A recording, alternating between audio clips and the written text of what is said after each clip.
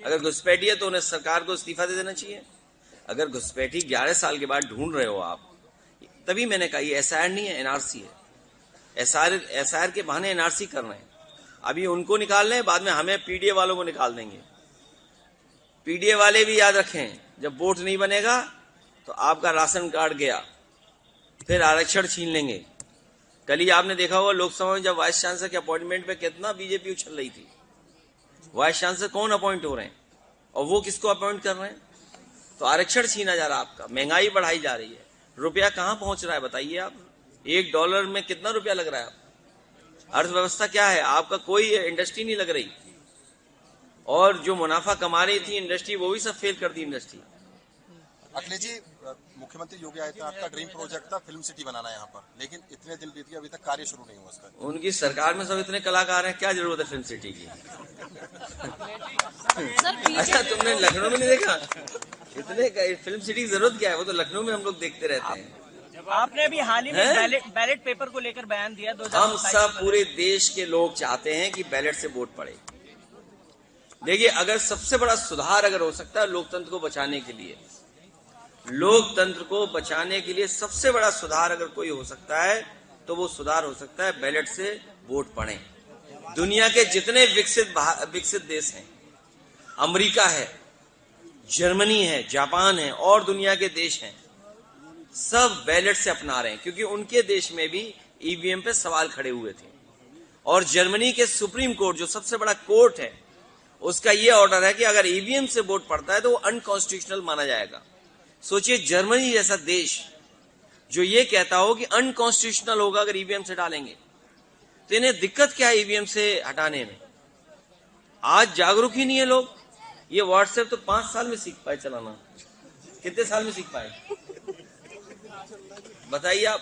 एक मशीन, फिर 2 मशीन, एक ईवीएम, फिर वीवीपैट। तो मशीनों क्या जरूरत है आपको? और कौन वोट डाला, सीसीटीवी आपको देंगे नहीं रिकॉर्डिंग।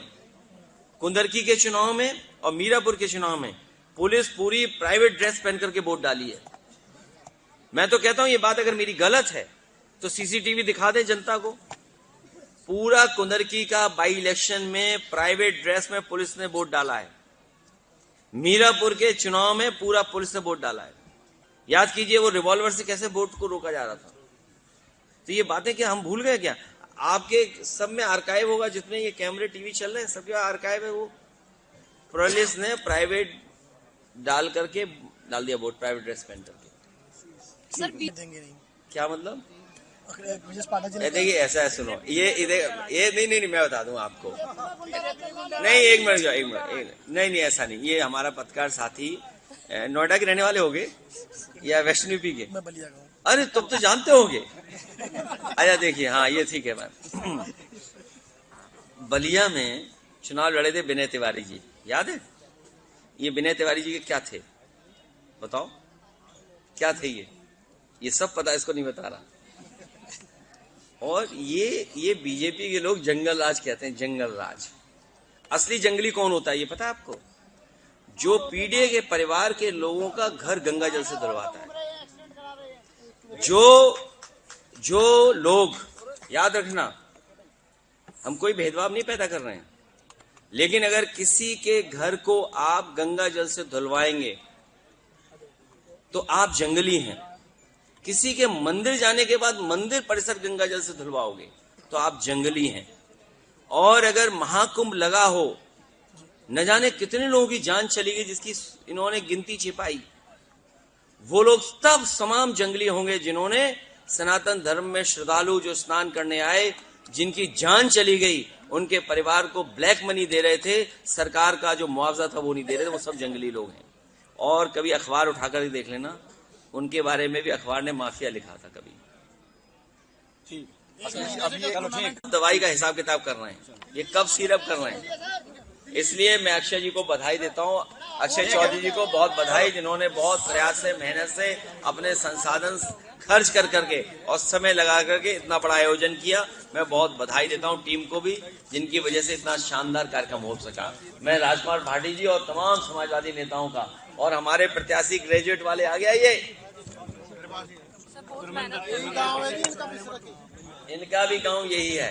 हमें उम्मीद है कि सभी कार्यकर्ता मिलकर के इनकी मदद करेंगे, सहयोग करेंगे। यूपी के 5 करोड़ वोट कटने जा रहे हैं, 5 करोड़ वोट। और वो कारण ये है कि जो मैपिंग ऐप है, जब फाइनल कंक्लूडेड रिजल्ट आएगा कि कितना फॉर्म जमा हुआ है, क्या हुआ है, तो आप देखेंगे कि 5 करोड़ लोगों के वोट कटे हुए मिलेंगे। सोचिए यूपी जैसे स्टेट में जहां 5 करोड़ वोट कट जाएंगे, और मैपिंग ऐप किसने बनाया है, इसमें भी कोई घोटाला है। और लग ये रहा है कि कोई ऐसी कंपनी है जिसने बीजेपी को इलेक्टोरल बॉन्ड दिए थे, उसी इलेक्टोरल बॉन्ड देने वाली कंपनी का मैपिंग ऐप है। क्योंकि मैपिंग ऐप के थ्रू ही सब गोलमाल हो रहा है यूपी में। लगभग 5 करोड़ लोगों के वोट कटने जा रहे हैं। ये आप कैसे बोल सकते हैं? न्यूज़ कहाँ गई? ये इसलिए बोल सकते हैं कि हमें यही जानकारी नहीं है। हमें तो चर्चा में आया कि मैपिंग ऐप किसका है, आखिरकार मैपिंग ऐप किसका है, जिस ऐप के थ्रू ये सब मैपिंग हो रही है वोटर की, आखिरकार किसका ऐप है? सरकार का है, इलेक्शन कमीशन का है, कि किसी प्राइवेट कंपनी का है? ये तो सरकार कम से कम बताएगी, क्योंकि इतना साउंड टेक्नोलॉजी किसके पास है, सरकार के पास है या इलेक्शन कमीशन के पास है? तो ये तो इलेक्शन कमीशन बताएगा कि मैपिंग ऐप उनका है कि किसी और से बनवाया उन्होंने। और अगर किसी से बनवाया है तो वो किसके सहारे पे काम कर रहा है? क्योंकि यूपी जैसे स्टेट में अगर 5 करोड़ वोट कटेंगे तो सोचिए 5 करोड़ वोट बनने में कितना वक्त लगेगा। सर, अमित शाह को पत्र लिखा है कि वंदे मातरम जो अनिवार्य स्कूलों में किया गया था उसको रद्द करने के लिए आपके तरफ से, आपकी पार्टी की तरफ से मांग की गई थी, उसके तथ्य सदन पटल पर रखे जाए। और साथ में देखिए, वंदे मातरम की बात खत्म हो चुकी है। वंदे मातरम का सबने स्वागत किया, सब सम्मान करते हैं। अब वंदे मातरम से ऊपर वाली बात आ गई है, वोट 5 करोड़ कटना। क्या ये वंदे मातरम का रास्ता है हमारे लिए? 5 करोड़ वोट कट गए, मैपिंग ऐप किसका है, ये आपको सोचना पड़ेगा। अगर आप ये वीडियो YouTube पर देख रहे हैं तो हमारे चैनल को सब्सक्राइब कर बेल आइकन दबाएं, और Facebook पर देख रहे हैं तो हमारे पेज को लाइक करें।